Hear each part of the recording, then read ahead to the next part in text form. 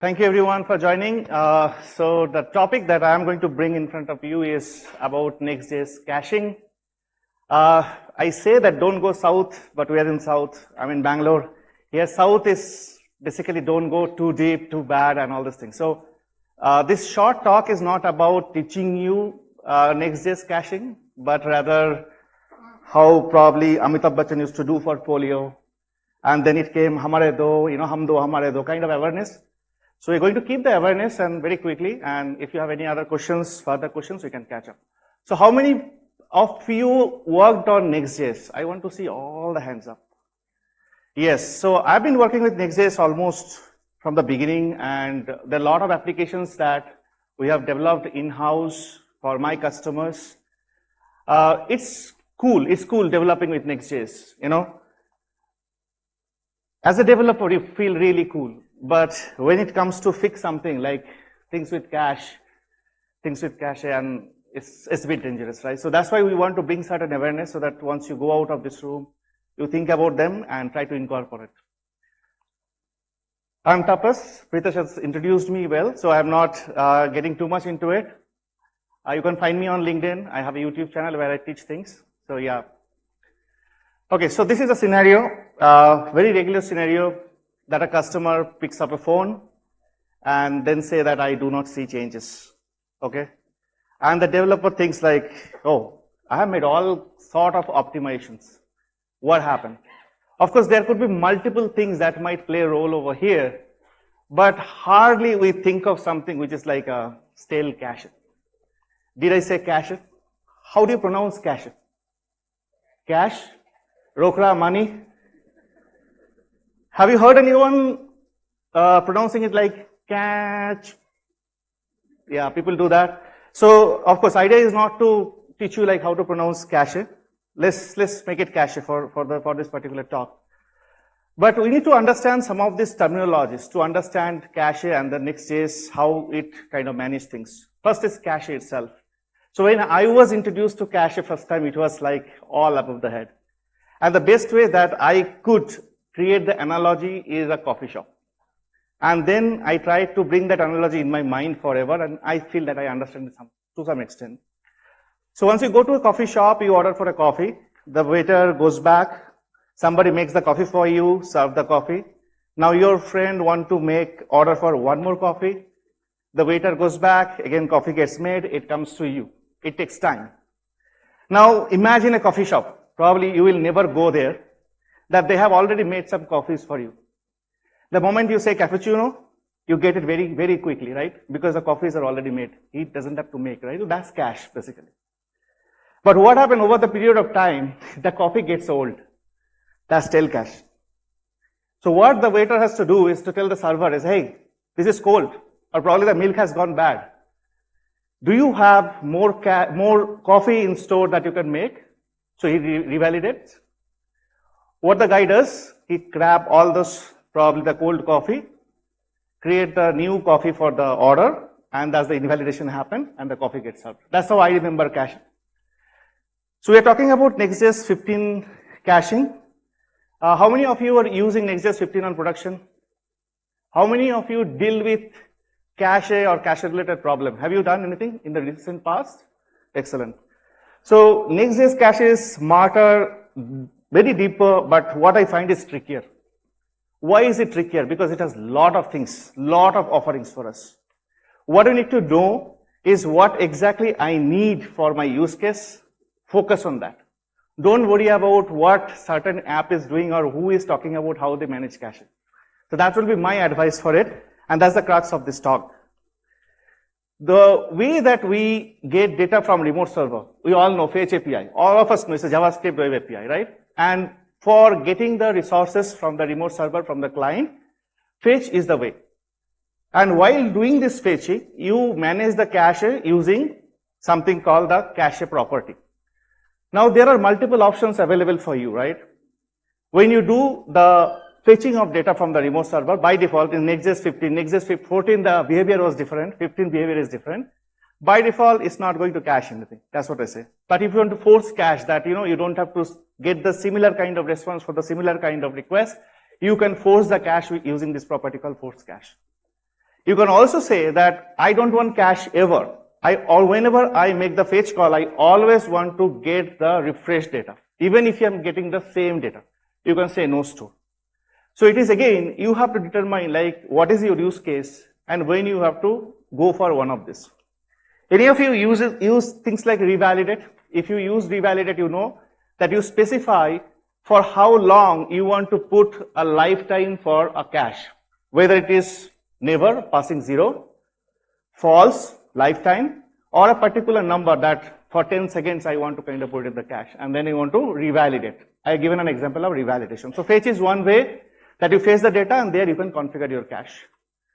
Then there is something called unstable cache. The name is very funny. I don't know why it's called unstable cache. So there is a data cache that Next.js maintains. And with server components, the crazy thing that you can do is you can write the SQL queries within the component itself. We feel like it's a God-given power. So whenever you do such things, or there is an asynchronous call happen, you can cache the response of that asynchronous call or the database query using the unstable cache. Something like this. You would have the thing with unstable cache and things work.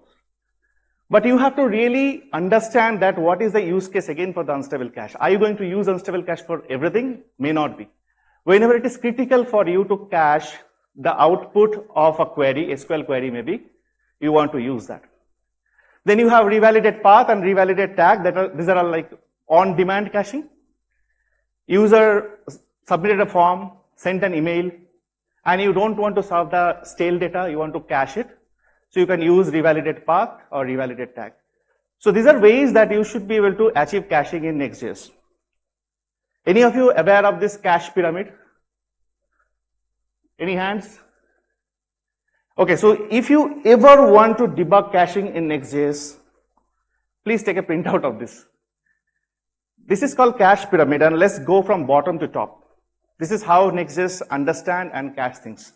And as a developer, you have to understand, even if you ask ChatGPT, any AI, the jargon that it will vomit it out, you have to still understand. So the bottommost layer is the static generation. That is where you have pre-compiled, pre-built HTML, right? Whenever we do next build, it builds the stuff, you have the pre-built stuff. The top layer, just above that is server data cache, the one that we spoke just now, whenever you make fetch call. In that layer, what you cache, we spoke, right? The cache property, the revalidate property, all these ways that you do. The layer above is a CDN caching.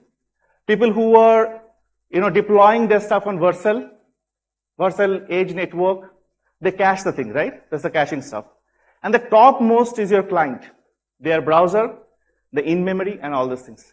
So what you need to understand in this, this pyramid, if you go more top to bottom, your caching is more global. And it is more stable because it's built time. But the more you go from bottom to top, it is more user-centric and it is more volatile. You cannot control. Because if your user is cleaning up the cache, whatever you do, it is gone, right? So this is the cache pyramid that you need to understand. Yeah, this is the one, each of these things that we have explained. Now, next thing is like in a Next.js application, a traditional Next.js application with app router, the next thing that you need to understand again for debugging purposes, like what get cached where. Why Next.js is so beautiful, even if there is a Next.js fan over here, because you get routing almost like free. You create a folder, inside app become your static route, then you do, dynamic route. Inside routing, you create pages. From page, you get the components. From components, you do the fetch call. You can imagine. But you need to understand in which layer what get cached. So, and the layer that is what layout is, everything is by default statically cached. And the caching overrides and inherits. We all know, right, from the OOP concept, inherit and overriding.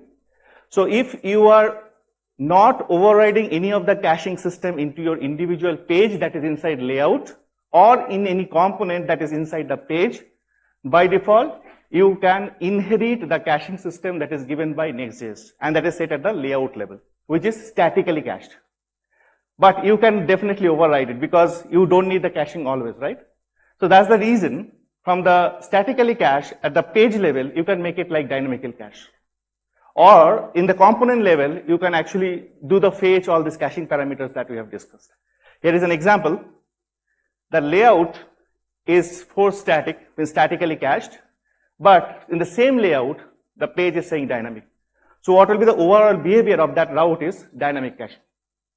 Okay, so this is what you need to understand, because when you are debugging something, you will be in assumption, okay, this should be statically cached or this should be dynamically cached, but the overriding would have happened somewhere else in the hierarchy. So you have to point that out. This is an example of a page having a fetch call, and here is saying the cache no store. Think about a case that layout is statically cached, page has not done any changes in the caching strategy, but there is a tiny component inside is saying the cache no store. So it means the entire hierarchy now not statically cached, right? Because we are saying that don't cache anything. Okay, let's talk about some common mistakes quickly. Often we go for some wrong caching strategy. For example, we are forcing cache, but we might be working on an application which is which need more real-time data. So you definitely won't go for force cache. You'll look into it. Either you will go for no store, or for a use case you might want to revalidate the cache, right? So this is what you need to remember. There is a strategy called revalidate tag. So you can actually revalidate a cache using a string or a tag. Often we forget to write the tag itself. I've seen that multiple times in the code reviews. How many of you know ISR? Quick. Yeah, so you incrementally generate the static content, right? Is ISR real time? Can you use ISR for stock exchange application kind of thing? You can, but certain cases ISR won't be real time. You won't get the real time feeling, because ISR is not, what do you say, immediately, giving you the result. It is like eventually will get you the result, correct? So if I see this timeline, I'll take 2 more minutes. There are a bunch of requests that you can actually do. And you have the ISR, which is taking care of code, your page generation in the background. And whenever the next request comes, it will generate the refreshed page to you. But what will happen? There is a revalidation window. And ISR will take the revalidation window to generate that particular page, which is now fresh, not stale. However many requests you make in that revalidation window, you are going to get the old page itself. The new page will come, the updated page will be served only after the revalidation window is passed. So don't consider ISR always as a real time. Again, is an awareness for you. You guys are aware of middleware? I feel it's a crazy thing. It's something like, those mosses, right, will come to house and screw everything. Like whatever you're thinking, or those uncle. So you thinking that your client should interact with your server in certain ways, and there is a middleware, you're not imagine that what it can do. Some guy has written, and it is changing the behavior altogether. Believe me, even with ISR, or even when CDN is working, you are 100% sure that you are going to get a cached version of the data. You still may not get because of middleware. Why? Because when ISR generates a page, it actually creates a hash of your HTML content and the header together. What you can do in middleware, the crazy thing, you can rewrite the header. And you can rewrite the header, which are like very varying, very timely based. So what will happen when you get a response? Middleware is rewriting your header, means your content is changing. So again and again, you are asking for a dynamic content to come, right? So if you are setting a cookie, your static cache will be bypassed, your page will be a full render. So this is another awareness that you need to keep. Quick some supercharging tips. Please go for no store, no cache. If you always, want the freshness of the data. Don't go for fancy cache because Next.js says that you have to use. Use unstable cache for the third-party APIs and the tags is good to use that. Always debug your cache problem with next build-debug. So you get a lot more data, and you can also audit requests on your dev tool. So some final thoughts, understand each cache layer, basically the pyramid that I spoke, and also the layout, routes, everything. Correct strategy per route, per fetch, where you need the static, where you need the dynamic. That's something that you need to decide when you are in the application development or the design phase. But things will haunt you when you go for debugging things. You have to bring these things into practice if you're an Next.js developer.